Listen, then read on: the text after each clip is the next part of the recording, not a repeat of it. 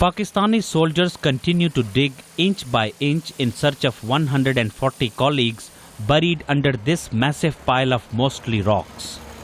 Rescuers using sniffer dogs and live detection equipment have braved blizzard-like conditions and threats of fresh avalanches to search through the rubble and snow. But 2 weeks after the calamity flattened the Gyari rear base, no victims have been found.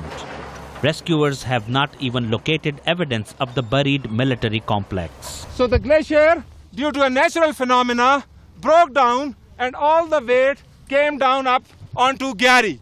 Regional Army Commander Brigadier Saqib Mahmood Malik is supervising the rescue effort. The mass of snow and ice and rocks that you see here, this is 200 to 250 feet above the ground level. So therefore, this effort is of a very, very large magnitude. Located at an altitude of 4,000 meters, the disaster zone is just few kilometers away from the Indian outposts on the disputed Siachen glacier. Despite the harsh conditions, Brigadier Malik refuses to give up the search for the victims. So being a Muslim, I believe that I have hope and I will not let it die. I will not let it die. Colonel Saeed Iqbal, a former commander of the flattened Pakistani military base, says the incident has saddened him. Here we used to play cricket, and very proudly we used to say that this is the world highest cricket ground. Okay, and you can see those flags. There was my office was there, and living was there.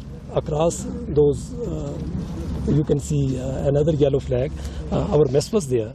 The latest human tragedy on the world's highest battleground has once again revived the calls for demilitarization of the Siachen glacier, where Pakistan and India together have suffered less than 1,000 casualties, but extreme weather conditions have caused more than 7,000 deaths. The human tragedy in the glacial region has revived calls for Pakistan and India to end what many critics describe as a senseless conflict over the 78-kilometer-long uninhabited Siachen glacier.